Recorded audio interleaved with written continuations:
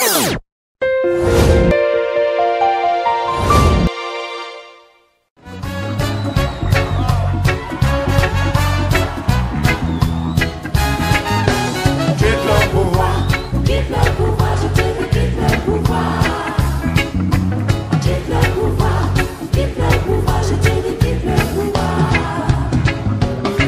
longtemps que tu nous fais perdre le temps. Depuis 40 ans, tu refuses de foutre le camp. Aujourd'hui, nous demandons la vigilance de la population. Si tu nous laisses dans la merde, oh là là, oh là là. Quitte le pouvoir, je te dis quitte le pouvoir. Quitte le pouvoir, je te dis quitte le pouvoir. Venu.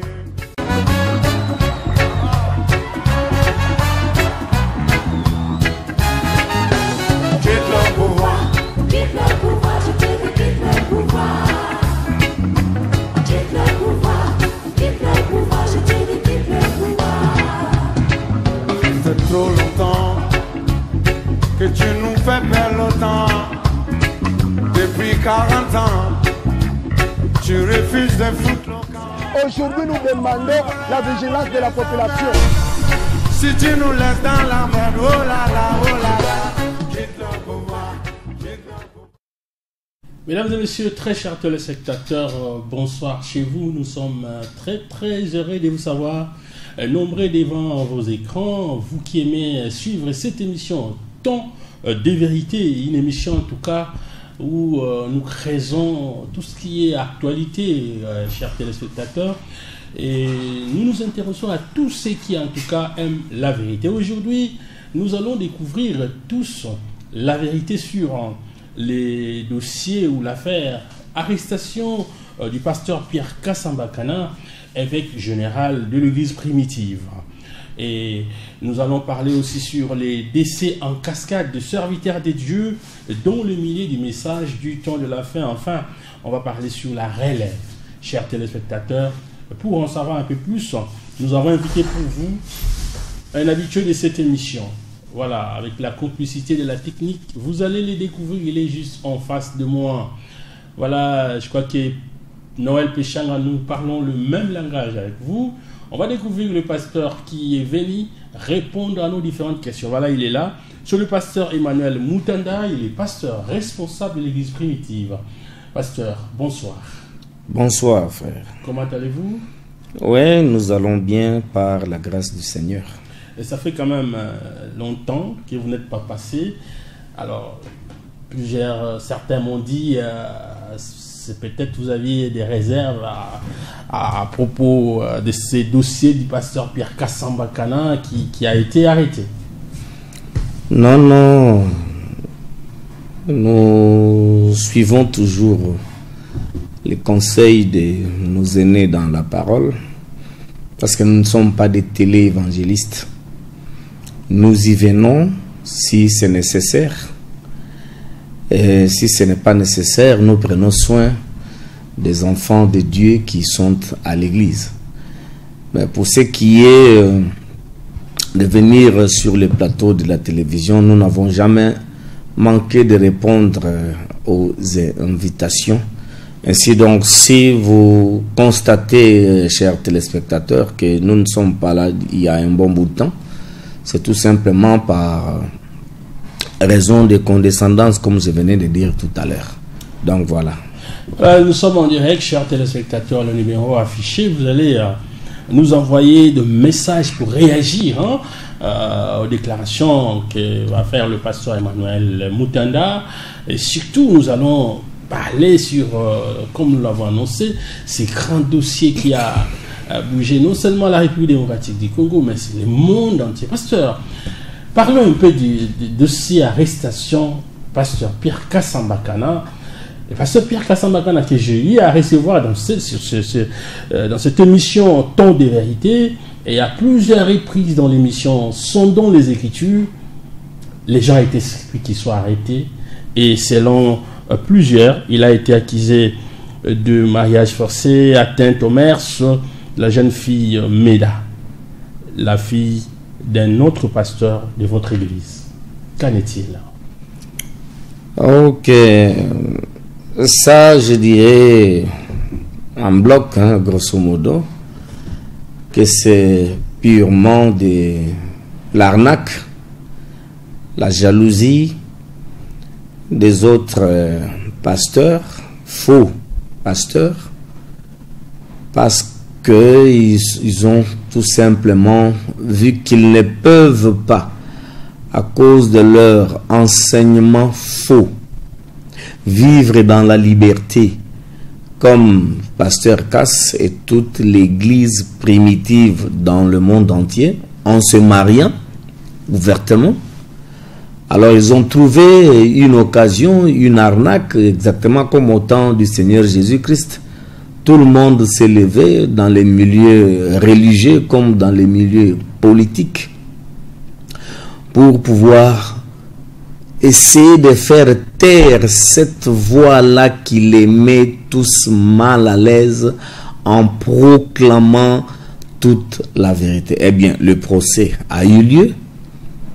Tous ceux qui ont assisté à ce procès-là ont vu comment les avocats de l'église primitive avaient balayé une à une toutes les allégations, mariage forcé, mariage sur mineur, tout ça c'était des points inventés par les ministères publics, certainement qui avaient été séduits par la Lisadelle, nous n'avons plus honte de le dire, parce que c'est un groupe, un conglomérat de femmes mal intentionnées, des femmes dominatrices de leur mari, alors qui n'ont pas accepté de voir leurs faits et gestes mauvais étalés chaque jour devant la population pour être corrigés.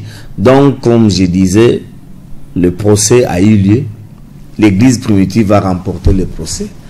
Mais ça a été changé à la dernière minute. Le verdict a été changé à la dernière minute. Mais 11 ans de servitude pénale pour le pasteur Pierre Kassambakana, vous ne trouvez pas que c'est beaucoup, hein? Mais parce que les jaloux avaient décidé coûte que coûte qu'il soit condamné. Nous avons été avec les juges. Ils se sont repentis devant nous, disant que voilà ce que nous on avait préparé comme verdict. Et nous avions reçu des ordres venant d'en haut. Ah bon? Pour changer. Mais c'est comme ça que nous sommes allés à la salle de 10 heures. Et les juges qui ne faisaient que des va-et-vient sont apparus dans la salle à 17 heures. Alors, on accuse le pasteur Pierre Kassambakana d'épouser une fille mineure, pasteur. Et je pense que cette façon de faire, on vous reproche, vous, de l'église primitive, d'aller à l'encontre des lois du pays, pasteur Emmanuel. Mais toutes les chefs d'accusation, disant que la sœur Meda, par exemple, était une mineure, mais c'était des accusations sans fondement. Parce que le papa de la fille, qui est en vie, a déclaré ouvertement que sa fille a 17 ans révolus. Les actes notariés, disons l'acte de naissance de la fille, a été présenté devant les juges. Un acte authentique d'un mandataire congolais a été rejeté, balayé. Et ils s'en sont tenus à eux et à leur pensée, disant que la fille avait 14 ans. Parce qu'ils ont beaucoup exagéré. Mais d'où tenait-il tout ça? Même les bulletins qui sont venus récolter ici dans le Congo central, par la commission rogatoire, erronée, une complicité. Parce qu'en justice, ça ne se fait pas que les ministères publics soient ensemble avec la partie accusateur, pour venir chercher les documents. Mais ça, c'est une parodie de justice. En principe, on devrait mettre fin à ce procès et libérer Frécasse tout simplement et arrêter, exclure la Lisadel sur l'ensemble du territoire de notre pays, parce que c'est une organisation fantoche qui a seulement voulu nuire à la liberté des Frécasses. Voilà, alors pasteur, on vous reproche aussi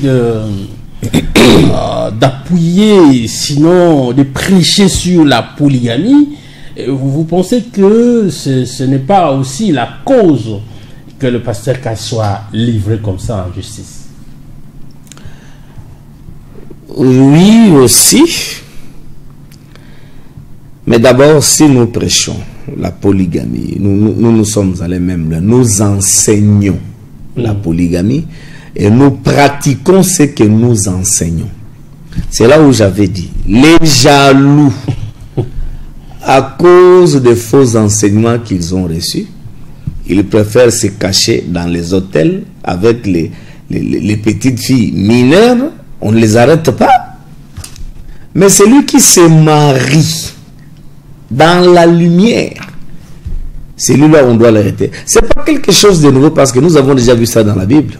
Au temps de Jésus-Christ, au temps de Paul, tous ces grands hommes de Dieu ont été mis en prison à cause de la prédication de l'évangile. L'apôtre Paul avait dit, a écrit, étant en prison, si je suis dans des chaînes ici en prison, c'est à cause de l'évangile. Aujourd'hui, c'est la même chose. Si Frécasse est en prison, il croupit en prison, c'est à cause de la prédication de l'évangile, car la polygamie fait partie des enseignements évangéliques de l'évangile, et ça doit être prêché, car de la Genèse jusqu'à l'Apocalypse, il n'y a aucun verset qui soit contre la polygamie. Au contraire, la Bible appuie la polygamie. Et puisque nous devons prêcher la vérité, eh bien, on ne peut pas faire abstraction de la polygamie, parce que quelques femmes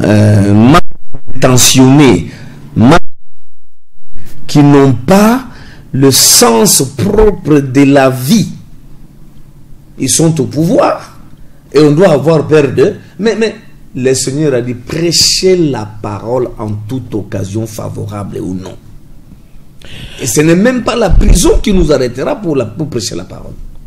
Mais votre leader est déjà arrêté. Nous avons vu comment il débattait les longueurs de journée à Kinshasa, et aujourd'hui il ne parle plus.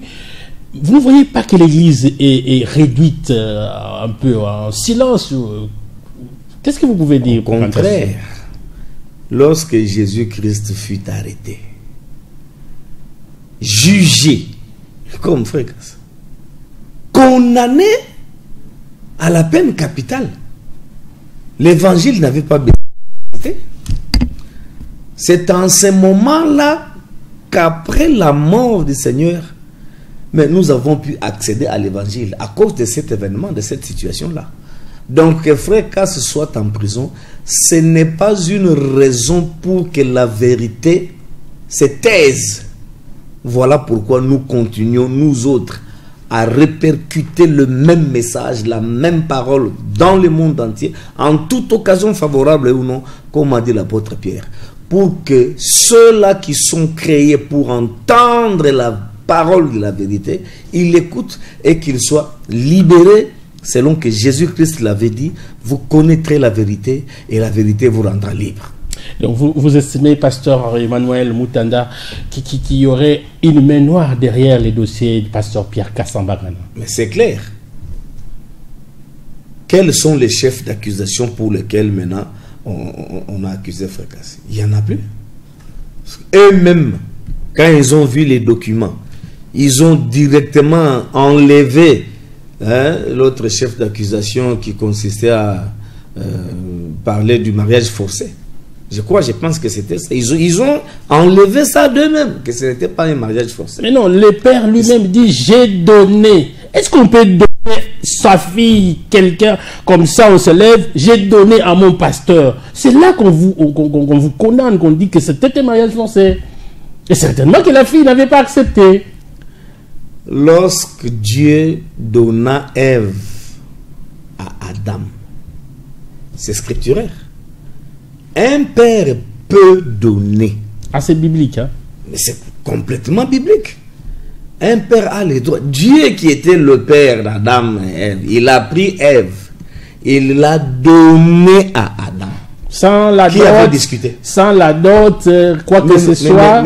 Mais même Satan ne veut pas discuter de ce mariage-là. Ceux qui sont contre du fait que le frère Daniel Mabiala ait donné au pasteur Casse comme cadeau sa fille, mais ils sont même moins intelligents que Satan. Comment? Mais dans le jardin d'Éden, Satan n'a pas pu empêcher ce mariage-là. Ça a été conclu, c'était tout. Donc aujourd'hui, c'est aussi possible qu'il y ait des frères qui donnent leurs enfants aux pasteurs, aux frères. Sans paiement de la dot, sans le donner le bien, comme. Mais c'est ma fille, je décide à son sujet. Parce que l'Écriture dit, c'est le père qui marie sa fille. Et même qui peut chercher aussi une femme pour son enfant, le garçon. Donc tout ça c'est complètement biblique. Et ceux qui ne connaissent pas toutes ces vérités, ils s'embourbent devant la justice, tous ces magistrats-là, le ministère public ainsi que les avocats de la Lisadel, ils ont été confondus. Qu'est-ce qu'ils pouvaient dire face à des écritures comme ce que nous avons trouvé là? Rien du tout. Alors, on peut conclure que Méda n'était pas une mineure, Méda avait 18 ans et que ce mariage n'était pas du tout forcé. Mais les pièces à conviction ont été brandies. Et on a vu le bulletin de Méda, on a dit qu'elle était née en 2009 ou 2009, pasteur. Le bulletin qui est sillonné sur la toile, pasteur Emmanuel. D'abord, en droit, ce n'est pas le bulletin qui détermine l'âge de quelqu'un. La loi dit clairement qu'à défaut du père, c'est le document établi clairement par l'officier de l'état civil et c'est l'acte de naissance. Or, dans le cas présent, nous avons l'acte de naissance, nous avons la déclaration du père. Mais cet acte de et naissance, les bulletins même qui ont été brandis, il y en avait 3 qui reprenaient multiples dates. L'autre même, on dit, l'autre bulletin là, on dit que la sœur est née en l'an 200. Mais c'est ça que nous appelons des aventures. Alors, on se retrouve avec des gens l'acte de qui n'ont pas naissance ce que vous avez dit, on a dit que ça a été, c'est pas moi, l'officier de l'état civil qui avait livré cet acte a été arrêté. On a soupçonné pasteur Noël. Mais nous, les avocats, nous avons clairement il y a des gens qui appellent ici, hein, devant les juges que même ces messieurs-là, l'officier de l'état civil Dinga, il a été arrêté faussement. Ah bon? Parce que l'acte qu'il a établi, c'est un acte authentique. Il a le mandat du pays. On ne devait pas l'arrêter, on l'a arrêté injustement. Et ça a été démontré clairement. Donc, vous voyez, à la base de tout ça, c'était simplement de la jalousie. Voilà, de la jalousie. Mais pasteur, est-ce que les avocats du pasteur Pierre Kassamba Kana ne pensent-ils pas faire appel? Parce que c'est vrai, les tribunaux des Gombe, des grandes instances des Gombe, des Kinshasa Gombe, l'a condamné à 11 ans. Mais nous pensons que les avocats peuvent aller encore loin, non? Si nous avons déjà fait appel, nous attendons que le dossier soit de nouveau fixé. Parce que nous estimons, faire appel, c'est-à-dire nous estimons que les juges n'ont pas rendu un bon jugement.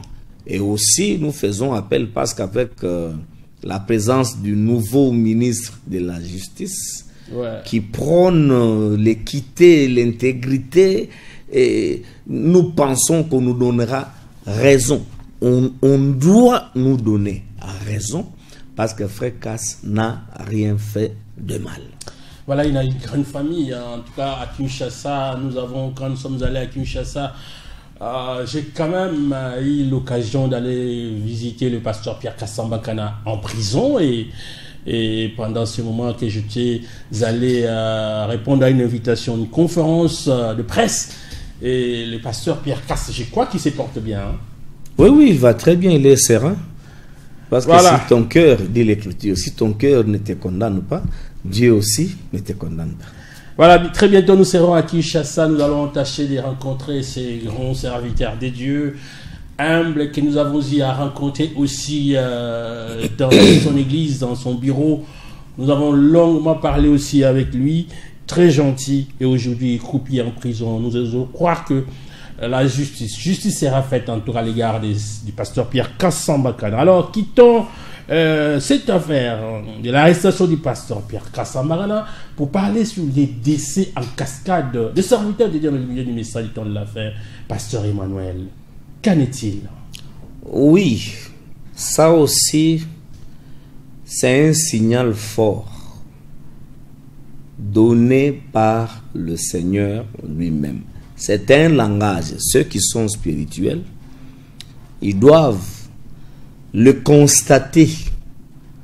Parce que c'est au bout d'une semaine, quelques serviteurs de Satan, permettez-moi le terme, parce que ces gens-là n'étaient pas Emmanuel. On a constaté d'abord la mort du pasteur Barouti, qui est décédé un certain 1er juin 2024 à Montréal, au Canada. Un grand serviteur de Dieu qui a marqué l'histoire de notre pays quand même, hein, qu'on se le dise. Hein. Non, mais les gens pensent que mourir au Canada, c'est synonyme d'aller au ciel. Non. Mais il sentait sa mort prochaine. On va vous juger par rapport à vos enseignements. Si ce que vous enseignez n'est pas scripturaire, ça ne se trouve pas dans la Bible, mais vous êtes un faux pasteur.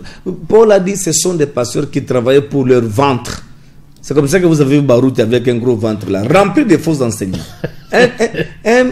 Un faux pasteur, un faux prédicateur. Mais soyons humains.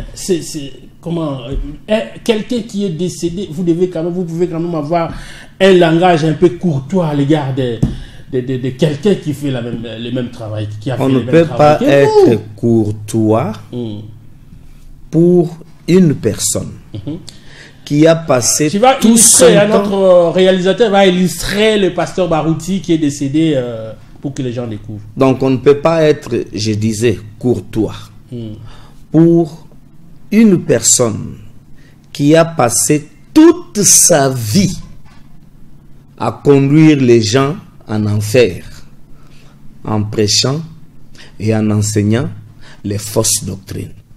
Ah, dans 1 Pierre. Le pasteur Barouti a enseigné des fausses doctrines. Mais j'ai dit que toutes ces prédications, c'était des fausses doctrines.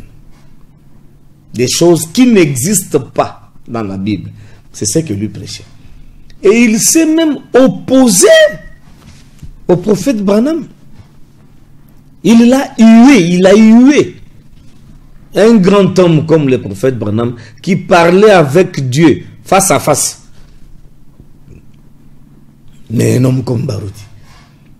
Les gens, moi on m'avait demandé, mes frères, tu n'iras pas au deuil. Moi j'ai dit, mais je ne peux même pas en rêve faire sortir une goutte de larmes de mes yeux pour un homme comme celui-là.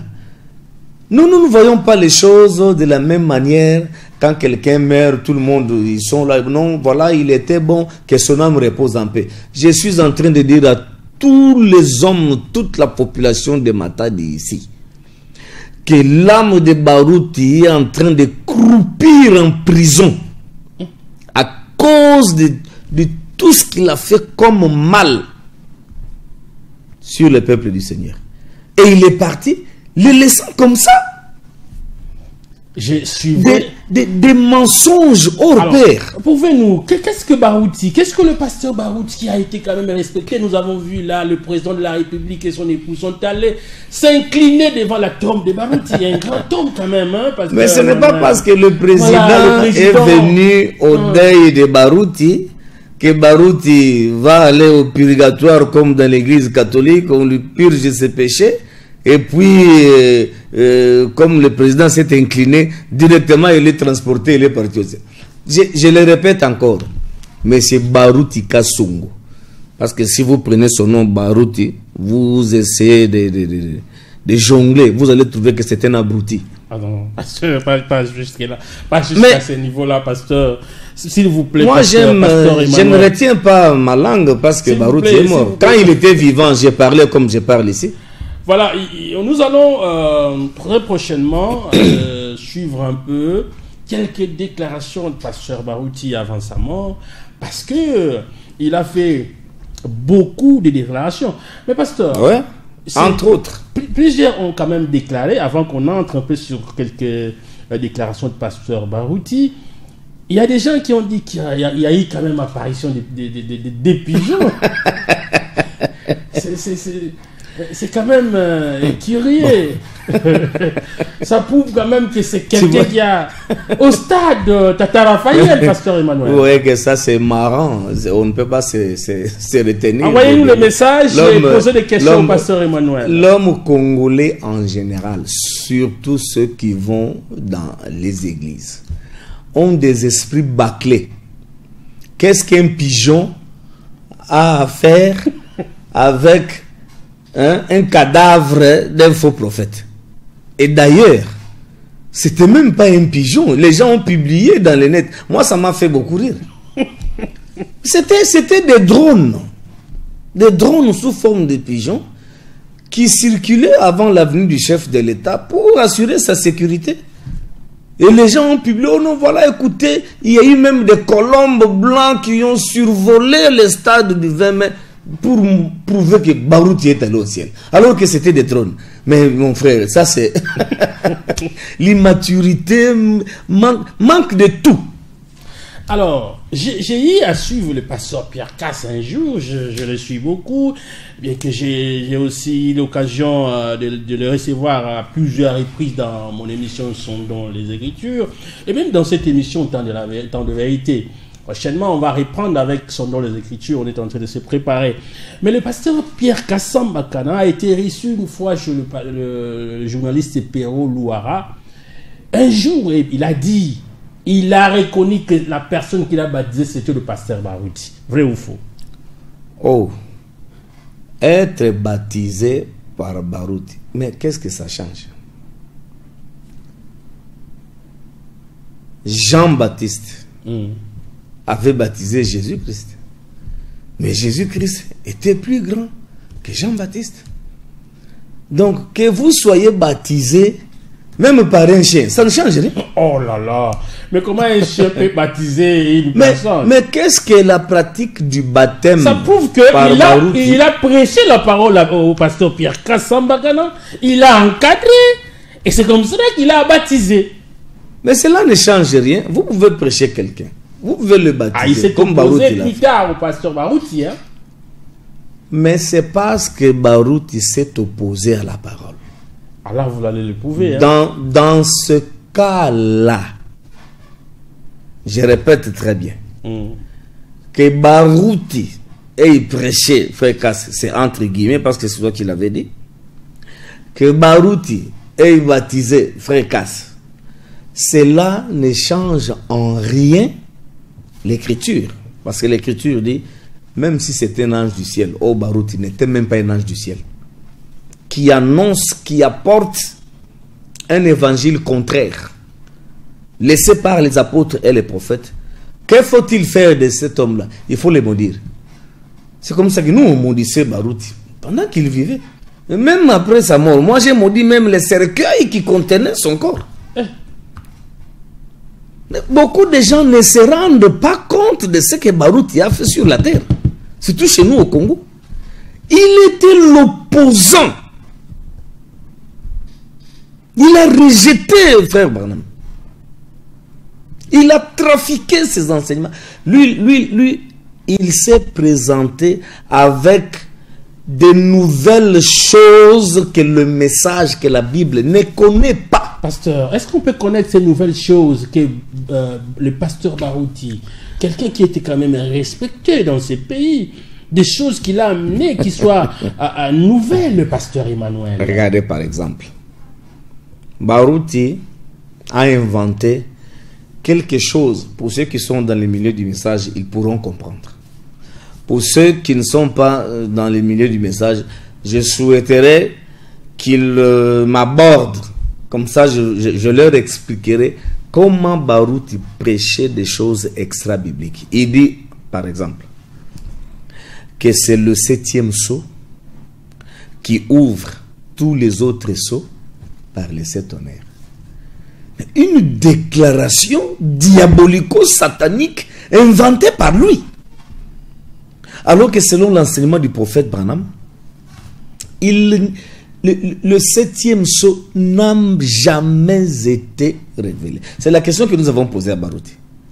Si le 7e sceau a ouvert tous les autres sceaux, alors qui a ouvert le 7e sceau? Donc le 7e sceau a ouvert aussi le 7e sceau. Il a ouvert le premier sceau, tous les sceaux jusqu'au 7e sceau. Mais ce sont des déclarations imbéciles. Oui. Il n'y a pas moyen d'être courtois dans ces choses-ci. Et les gens... Quand il était vivant, avez-vous quand même eu l'occasion d'aller les voir pour lui présenter ses erreurs? Nous sommes allés les voir, on nous a interdit. Nous sommes allés les voir même sur son invitation. C'est lui qui a dit, allez dire à Pasteur Cass de venir ici pour me corriger. Et nous sommes allés, on nous a arrêtés à la porte de l'église de Rigini. Mais qu'à cela ne tienne, un jour nous sommes quand même entrés, quand il a organisé sa convention, on était là comme des juifs, hein, nous nous sommes infiltrés. Et nous lui avons posé des questions qui l'ont fait tomber sur la chaise. Hein? Parce qu'il a dit que dans le 7e sceau, le prophète Branham a dit plus de 1000 fois dans cette prédication que les 7 honneurs étaient révélés. Alors la question était simple. Ok, pasteur Barouti, nous n'avons pas besoin de ces 1000 fois-là, mais donnez-nous une seule citation dans le 7e sceau où frère Branham a dit que les 7 honneurs sont révélés. C'était fini, terminé. Les images sont là. Alors, sur la polygamie, quelle était la position du pasteur Barouti? Oh, mais ah bon, il est déjà mort, hein? Mais c'est pas bien séant maintenant d'étaler sa vie, parce que ça ne sert à rien d'être un hypocrite. Vous dites une chose, vous vivez le contraire. Lui, il était contre la polygamie. Il a même décidé de chasser quelques frères dans Rigini qui s'étaient mariés à d'autres femmes. Mais nous, de l'église primitive, avec la prédication du prophète Branham à l'appui sur le mariage et le divorce, prêché par le prophète Branham, qui appuie ici la polygamie. Vraiment dans le sens d'appuyer, il a dit, je vais vous montrer dans le Nouveau Testament. Prenez Matthieu 5,32 pour appuyer l'idée de la polygamie. C'est comme ça que frère Branham a prêché ça.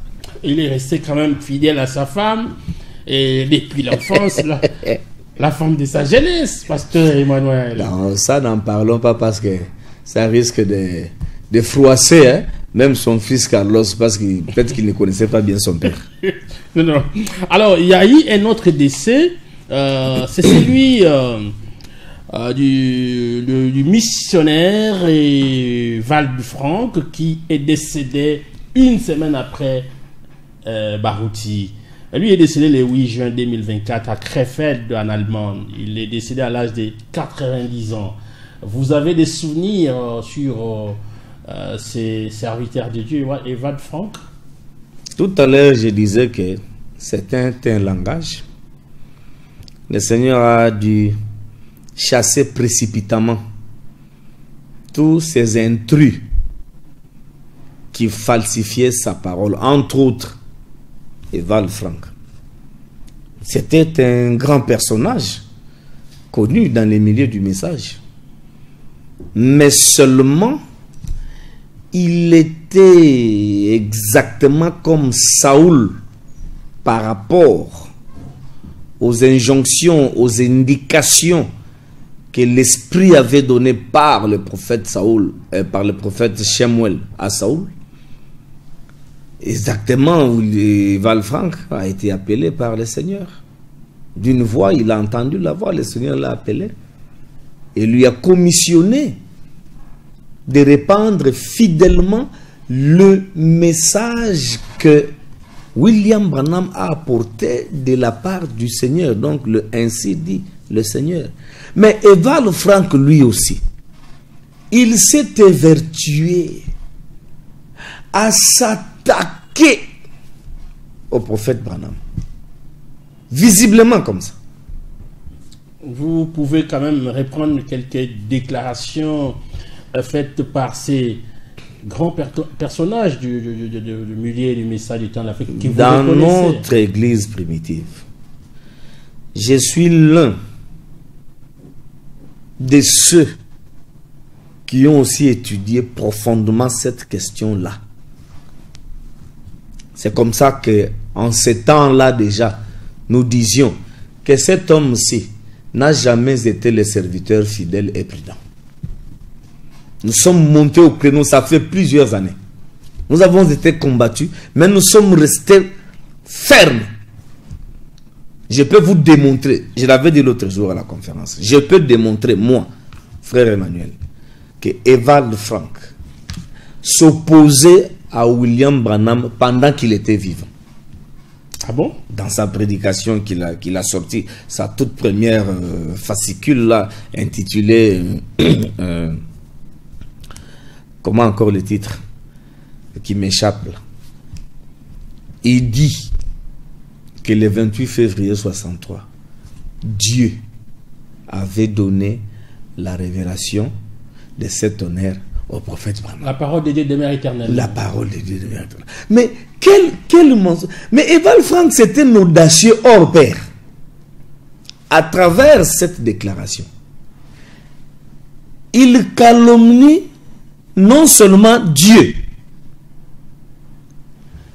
mais en prenant le nom de frère Branham pour qu'il devienne populaire. Mais quelqu'un qui a le courage de calomnier le Créateur en faisant cette déclaration. C'est pourquoi moi je suis en train de me dire, mais comment on peut être courtois envers tous ces faux prophètes là, surtout Eval Frank. Surtout lui. Il a rencontré Branham quand il était vivant, William Branham.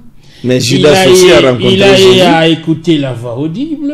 Vous n'avez jamais rencontré Branham. Lui, il a rencontré, il a parlé avec lui. Il a voyagé à travers le monde. Pasteur Emmanuel. Mais beaucoup de prédicateurs et de pasteurs voyagent aussi à travers le monde. Mais ce n'est pas ça la chose. Qu'est-ce que vous prêchez quand vous voyagez partout? Que dites-vous aux gens? C'est ça le grand problème. Est-ce que vous répétez le message de l'évangile tel que c'est scripturairement inscrit dans les Écritures? Ou bien vous propagez vos propres enseignements? Mais Val Frank nous a apporté, nous a prêché les traditions européennes. Une fois, il a dit à Frère Cassis, si nous prêchons le mariage et le divorce, comme Branham l'a prêché ici, nous aurons des problèmes avec le gouvernement du monde entier. Mais regardez, maintenant Frère Cassis a des problèmes avec notre gouvernement. Il a arrêté. Ah, c'était une prophétie de Val Frank, peut-être. Il n'a pas voulu prendre ses responsabilités. Lui, il craignait d'être arrêté. Mais parce que si vous prêchez la parole, regardez, Jean-Baptiste a été arrêté. Tous les grands serviteurs de Dieu ont été arrêtés. par les gouvernements de leur époque. Jésus a été même tué. Voilà pourquoi un vrai serviteur de Dieu ne craint pas d'être arrêté. Il ne craindra même pas la mort. Mais Val Franck, je vous dis, il a trafiqué le message. Comment quelqu'un peut avoir du courage de calomnier le Seigneur, le Créateur? Et tout le monde là, on est en train de s'étonner. Même Satan, il s'étonne de Val Franck. Mais il y a eu quand même des années, vous avez soutenu Val Franck, nous l'aimions. Vous étiez avec lui, le pasteur Casse parlait de lui, il disait que c'est Matthieu 24-45. Même parmi vous, il y en a qui disaient que cet homme ne mourra pas, parce que le Seigneur les trouvera faisant ainsi. Il y en a qui ont crié à ça, pasteur Emmanuel. Nous connaissons des choses. Hein? L'écriture doit être laissée dans son contexte. Dans Matthieu 24-45, il est dit: quel est donc le serviteur fidèle et prudent que son maître a établi sur ces gens ou sur l'ensemble de son personnel pour leur donner la nourriture au temps convenable. Heureux ces serviteurs à son arrivée, lorsque le maître viendra, il les trouvera faisant exactement ce qu'on lui avait demandé de faire. Mais déjà là, c'était une entorse à cette époque-là, parce que tous ont grandi, nous devons croître. On a à tort attribué cette fonction à Val Franck. Mais dans les faits, c'est toujours nous qui avons découvert qu'il n'a été ni fidèle, ni intelligent, moins encore sage. Parce que s'il avait réuni ces qualités en lui, ces qualités scripturaires, il ne rejetterait pas le message de William Branham, il ne calomnierait pas Dieu, Branham et le message. Et son sort, pasteur? Ils sont ensemble au moment où nous parlons avec Barouti. Au cachot, en prison. Les âmes qui sont maintenant en prison. Entre autres, Barouti Kassongo et Val Franck. Voilà. Parce qu'ils se sont illustrés. Vous avez des appareils chez vous. Des grands opposants. Qui détectent les différentes positions des gens et quand ils meurent. Nous l'avons. Nous l'avons. Ah bon? C'est la Bible. C'est ça l'Urim et Tumim. Tout celui qui prêche le contraire de cette parole, quand il quitte la terre, mais il va directement en prison en attendant son jugement pour être condamné et brûlé en enfer. Voilà notre outil. Alors nous avons même appris que le pasteur Pierre Kassamba Kana est allé rencontrer Val Franck en Allemagne pour parler avec lui, discuter avec lui sur certains sujets du message des temps de la fin. Sur le mariage et le divorce. C'était quoi, pasteur? Mais parce que Val Franck a écrit une lettre à Frère Cass, dans laquelle lettre il a falsifié, il a omis intentionnellement les citations qui sont contenues dans la prédication de Frère Branham ici sur le mariage et le divorce. Par exemple, le paragraphe 164.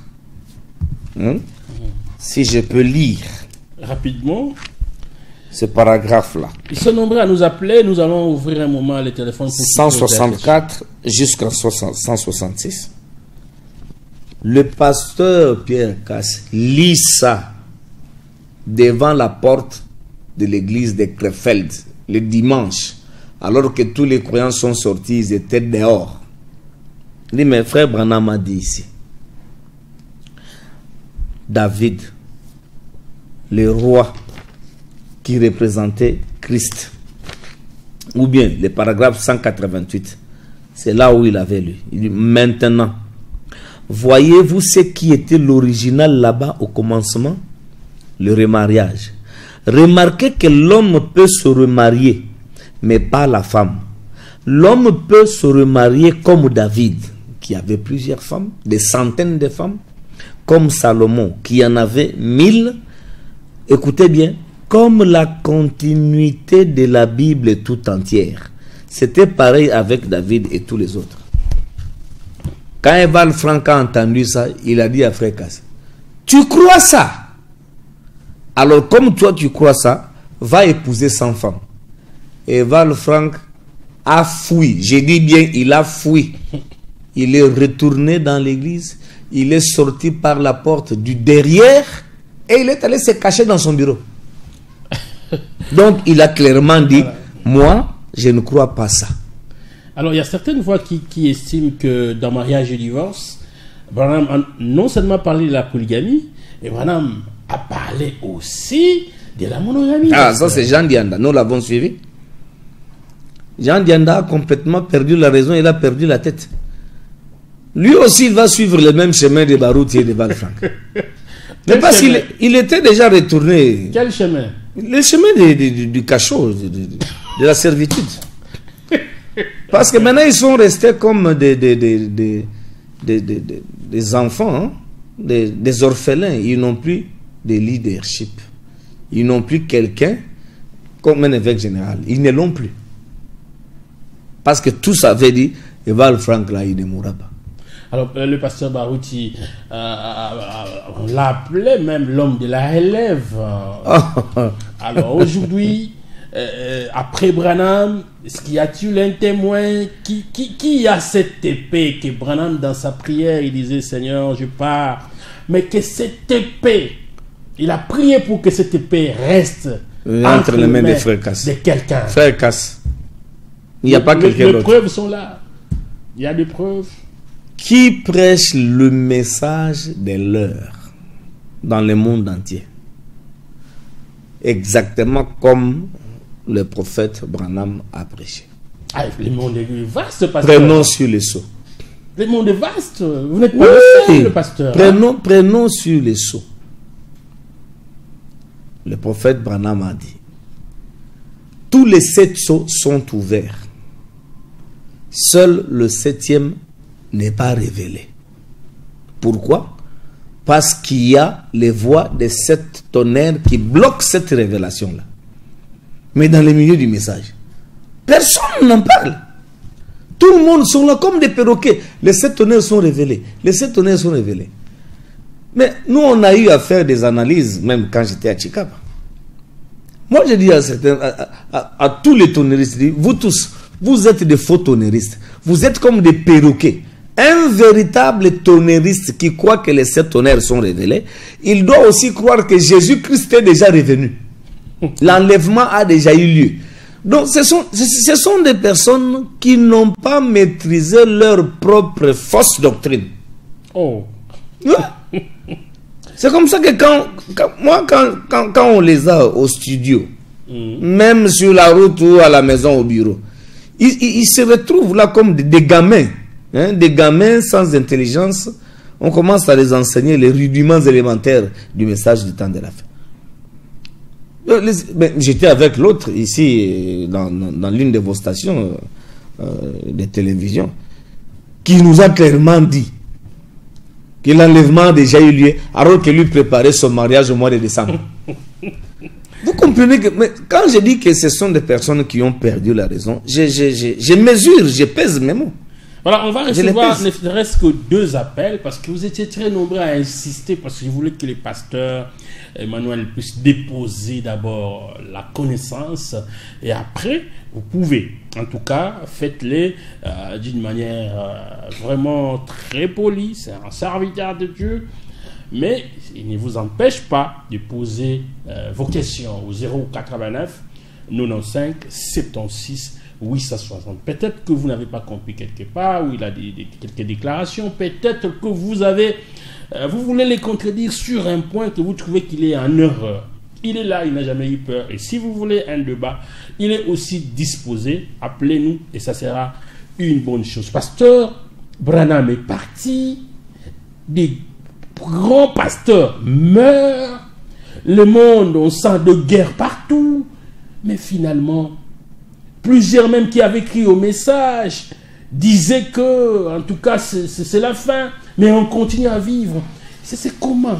Qu'est-ce qui va arriver finalement pour que on arrive à la fin du système de choses? Veuillez nous éclairer un peu, Pasteur Emmanuel. Le langage du temps est clair avec ce qui arrive en Occident. C'est le début de la Troisième Guerre mondiale, lorsque la Russie a attaqué l'Ukraine. Et cette guerre-là ira en s'empirant, parce que déjà, Poutine et la Russie dans son ensemble a mis l'OTAN et les États-Unis en garde. Comme quoi, ils pensent que nous, la Russie, si nous ne ferons rien, alors qu'ils sont à nos portes. Ils ont amassé des troupes, ils ont amassé des armes pour atteindre Moscou. Mais combien ils seront surpris? Nous l'avons déjà annoncé. C'est déjà le début de la Troisième Guerre mondiale qui va sanctionner la fin de ce système, la fin même des États-Unis qui sont là des arrogants comme vous n'avez jamais vu. C'est eux qui instiguent les guerres partout dans le monde entier, le monde anglo-saxon. Maintenant, leur temps est arrivé parce que c'est la Russie qui est l'instrument de Dieu entre ses mains pour punir tous ces homosexuels, les Américains, les Français, les Britanniques, les papes, le Vatican. Tous ces milieux-là seront bombardés, rayés de la surface de la terre. Et tout est déjà au point. Les armes pour ça sont là.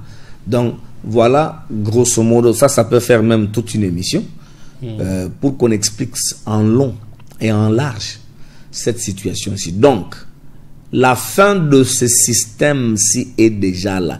Tous les ingrédients sont déjà là pour que le monde qui est dans ces douleurs, comme Frère Branham a prêché, les douleurs de l'enfantement, le monde va de nouveau enfanter, mais pas avec tout ce que nous avons comme dirigeants aujourd'hui, qui ont rejeté la parole, qui ont légalisé l'homosexualité, et même il y a des ministres, des présidents qui sont dans ces choses-là. Moi, j'ai vu le premier ministre luxembourgeois qui a épousé un ingénieur français.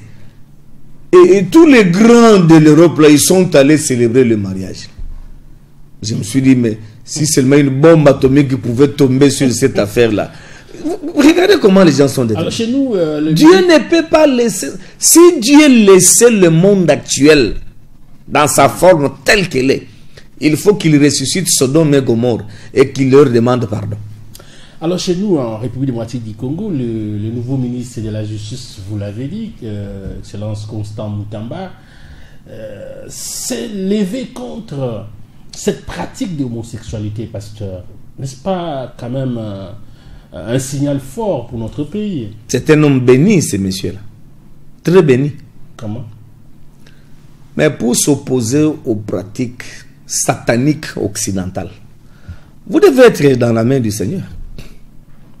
Nous l'avons vraiment appuyé parce qu'il est inconcevable qu'un homme puisse avoir des relations intimes à un homme romain. La Bible interdit ça.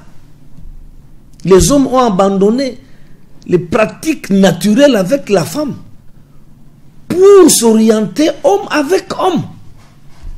Et ils ont conditionné ça, votre pays tout entier. Si vous n'acceptez pas ça, si vous ne vous alignez pas, vous n'aurez plus l'aide de la Banque mondiale et toutes ces institutions-là. On s'en fout. Nous sommes d'accord avec notre nouveau ministre de la Justice. Oui, Excellence Constant Moutamba. Que Dieu le bénisse abondamment. Voilà, le message est passé, mais il y a quelqu'un qui a posé une question. Bon, je ne sais pas si c'est une question. Et il dit, Papa Yango Mutoyambi, et Makambazo Lobaïza Somme. pasteur, c'est comme si vous venez avec un autre message. Les gens apparemment ne supportent pas vos déclarations qui sont considérées comme de dures déclarations. Ouais, il faut être dur pour que les gens se posent des questions. Pourquoi le pasteur Emmanuel est tellement dur? Ça va les attirer, ils vont s'approcher et ils comprendront pourquoi nous sommes durs à l'égard des faux prophètes. Des faux prophètes qui ont trompé la population. Et ils se sont enrichis en érigeant des immeubles, des villas sur les dos des croyants. Au lieu même de leur présenter la vérité pour qu'ils aillent au ciel, ils leur trompent. Mais comment on peut être courtois envers ces gens-là, des faussaires? Donc voilà pourquoi ce soir j'ai décidé, j'ai dit, je serai extrêmement dur. Comme ça, si la population pose des questions, nous allons revenir point par point pour leur montrer que ces deux gens ici qui viennent de quitter la terre, que Dieu vient de chasser, Dieu les a chassés de la terre à cause de leurs agissements. Ils ont quand même mauvais. des familles, ils ont quand même des enfants, ils ont laissé leurs enfants doivent s'opposer à leur père. Mais il y a le pasteur Barouti, il y a le pasteur Carlos qui a pris la relève, qui a remplacé son père à Barouti Tabernacle. Comment vous trouvez cette façon de... C'est biblique, hein? Barouti, c'est quand même biblique, non? Il s'est targué l'orgueil en disant que c'est lui qui est le successeur de William Branham. C'est l'homme de la relève. Tu avais dit ça tout à l'heure. Mais une seule question que nous lui avons posée. Il était encore vivant. Hein? Ah, vous avez pris la relève? Oh oui, c'est moi. Mais frère Branham est mort en 66. Il a été enterré en 66. Vous, en 66, vous n'aviez même pas cru le message. Vous aviez environ 10 ans ou 11 ans. Maintenant, depuis que frère Branham est mort, le message était décédé jusqu'à ce que toi, Barouti, tu es venu, tu as pris la... Mais c'est ça, être... Ah, on va dire maintenant, le frère est encore... il est dur. Mais comment on peut qualifier des gens qui trompent, hein? Vous trompez la population parce que vous parlez au nom de Dieu et on doit vous laisser comme ça. Mais voici les personnes qu'on devait arrêter. C'est Barouti qu'on devait arrêter et libérer fréquence. Voilà, le pasteur Barouti n'est plus en vie. Déjà non, on faut même déterrer son cercueil et son corps, qu'on mette ça en prison. Non, pasteur Emmanuel. Alors, votre mot de la fin, on doit se séparer parce qu'on me fait signe. Notre mot de la fin à toute la population, vous avez constaté que nous étions vraiment très déchaînés. C'est à cause de l'amour de la vérité. Nous n'aimons pas qu'on trompe les gens. Que ce soit Barouti ou Eval Frank. Ce n'est pas que nous parlons derrière eux. Nous leur avons parlé pendant qu'ils étaient en vie. On va venir avec quelques déclarations que vous avez faites pendant qu'il était encore... Nous leur avons parlé pendant qu'ils étaient en vie. Et maintenant, le regret, c'est qu'ils sont morts. Ils ne se sont même pas repentis. Maintenant, on va construire des mausolées. Des mausolées. Mais tout ça, ce sont des fabrications humaines, charnelles, inutiles. Alors que l'homme, il croupit en prison, il sera jugé par nous. Nous allons le condamner, et puis brûler en affaire. Le pasteur Barouti a la plus grande église au pays même. Mais remplie des incrédules. Ah bon? C'est clair. Lui-même, il était incrédule. Qu'est-ce qu'il pouvait transmettre aux fidèles? Il faisait des miracles. Aucun miracle. Il y a des béquilles qui sont là, on a placé dans son église. Mais vous placez les béquilles. Où sont les propriétaires des béquilles? Guéri. Guéri. Moi, j'ai des images ici dans le téléphone. C'est que nous avons appelé les aventures de Barouti. On lui a amené un enfant sourd-muet. Il a voulu imiter ce que frère Branham faisait.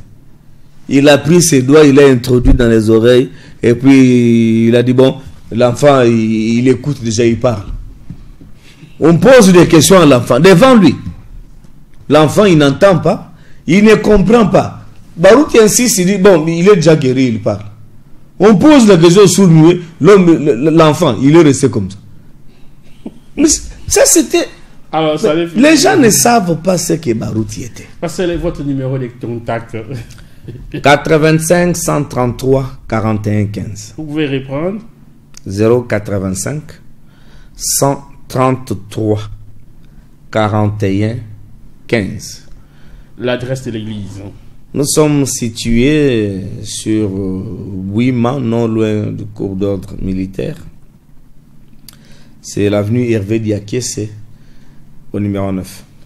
Les réunions, ça se fait comment chez vous? Tous les jours, sauf le samedi et le lundi. Donc, les autres jours, c'est à partir de 17h. Et les dimanches, c'est de 10h à 12h. Voilà. 085 133 41 15. 085 133 41 15. Appelez le pasteur Emmanuel si vous avez des questions. Et si vous voulez les rencontrer, il est très gentil. Il peut vous recevoir facilement dans son bureau situé à Bouima. Nous avons parlé sur l'affaire arrestation du pasteur Pierre Kassambarana, évêque général de l'église primitive, qui est en prison, qui a été condamné de 11 ans de servitude pénale. Mais les avocats de pasteur Pierre Kassambarana vont faire appel très bientôt là. Des décès en cascade dans le milieu du message du temps de la fin de serviteurs de Dieu, bien sûr. Le pasteur Emmanuel parle d'un signe. C'est vraiment un signe pour lui. Et il a dit que c'est Dieu qui est en train de frapper ses serviteurs. Là, la relève. Il parle du pasteur Pierre Kassambarana qui a pris la relève. Hein, tout à après fait. Les pasteurs, tout à fait. Après William Marion Branham. Tout à fait. Alors, merci en tout cas de nous avoir suivis. On se retrouve très prochainement. Et merci au pasteur Emmanuel Moutanda. Merci beaucoup. Pasteur responsable de l'église primitive de Matadi. Au revoir.